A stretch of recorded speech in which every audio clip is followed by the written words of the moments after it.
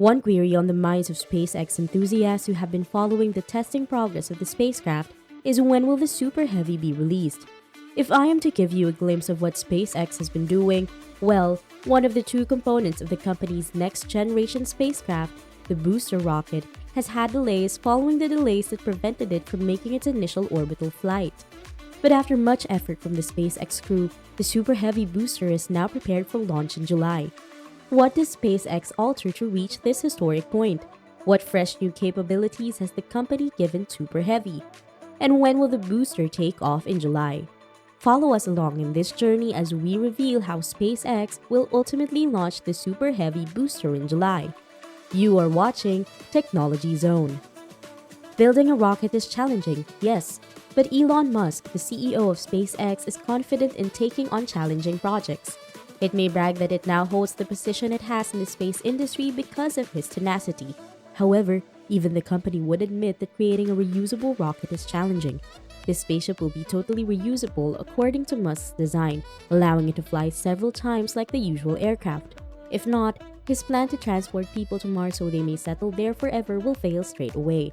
Because space-traveling rockets are some of the most costly items you can buy, reusing the spacecraft will drastically lower the operational expenses. Convenient, right?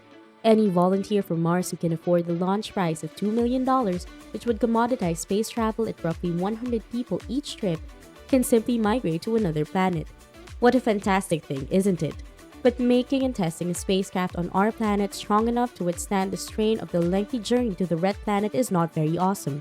SpaceX selected a two-stage architecture that consists of a booster, the Super Heavy stage, and an upper stage, which is also referred to as the ship or also simply known as the Starship.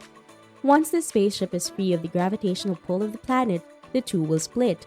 The Super Heavy will return to the Earth to be ready for the next launch, which may happen in less than an hour, whereas the upper stage will continue on its journey to Mars or any other target location. Using one of Elon Musk's insane concepts, the booster will either touch down on its retractable legs or be captured in midair by two arms connected to the launch tower.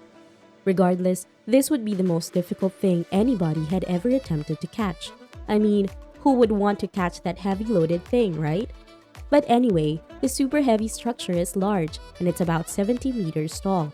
At SpaceX site in Boca Chica, Texas, where the development and testing are taking place, it creates a distinctive skyline. It is also 9 meters wide, less than the initial 12 meters the designers had planned when the project started. The total thrust the booster can provide has been significantly increased by a number of modifications, which we'll discuss in this video shortly. It was previously believed that the first orbital flight would be made using the B-4 booster prototype together with the S-20 spacecraft. However, it has since been verified that the B-7 will receive the honor. The creation of this prototype has not been made without its challenges, not even close to the predecessor's effortless performance, which didn't even undergo a single static fire test. The booster was damaged during its initial phase of testing.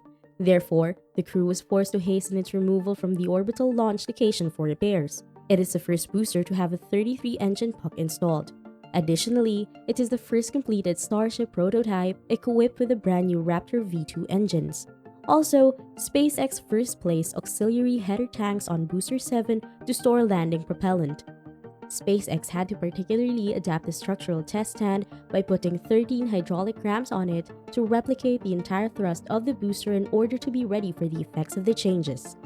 Despite the damage, it appears that SpaceX was still able to mimic the new Raptor engine's thrust and even complete fairly significant mechanical stress testing.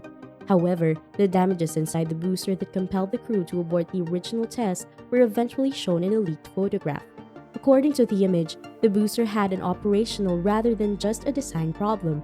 Unfazed, SpaceX sent the damaged B-7 to the high bay for a repair, and it quickly resumed testing.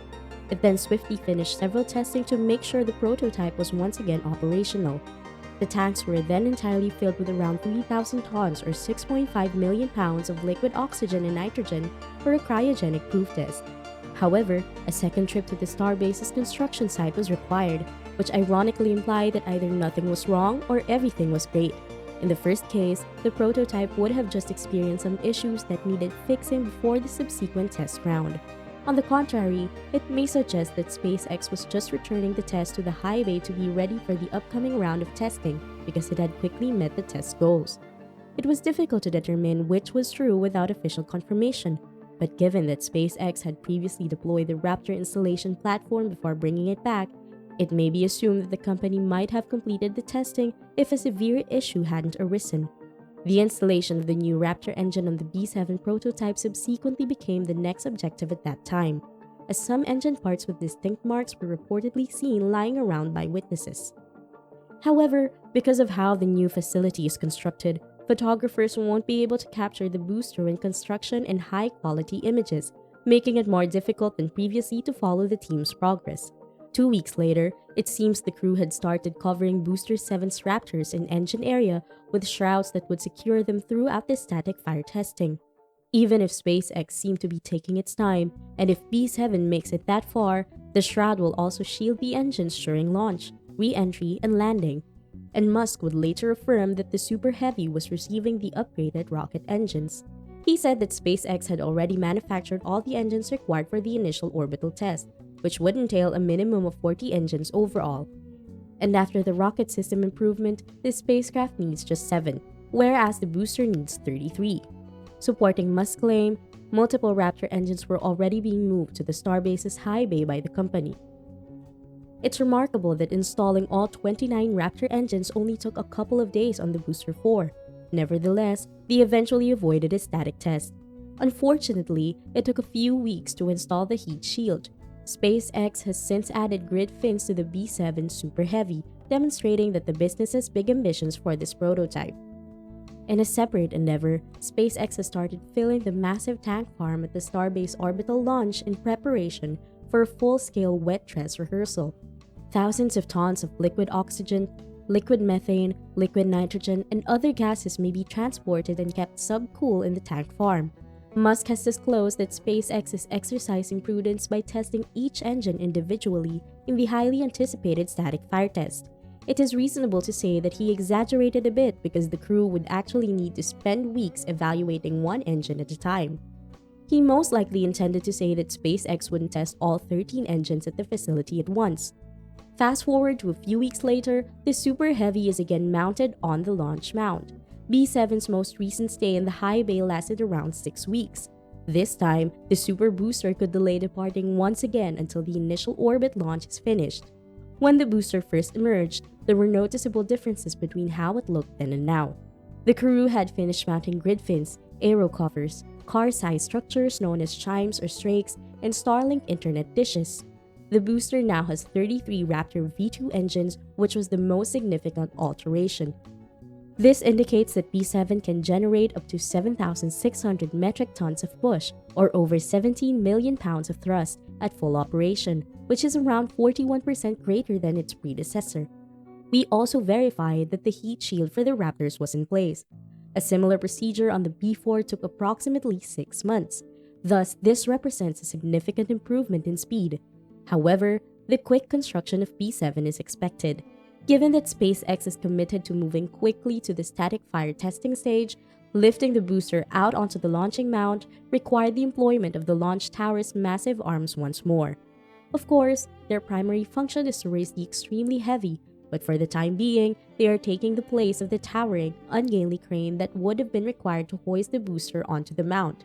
In any case, they aren't that preferable to cranes because of how the wind often affects them. The 20 clamps that lock the booster prototype down must then be tightened after being installed on the launch platform. This is done in order to get ready for the next round of pre-flight testing. And finally, this might be the first time we'll hear the combined roar of the 33 Raptor 2 engines. If you found this video informative and exciting, consider giving it a like and subscribing to our channel. Also, hit that notification bell to be constantly updated with our upcoming videos. You can visit our channel for more content of the likes. And again, this is the Technology Zone, and see you guys in the next one.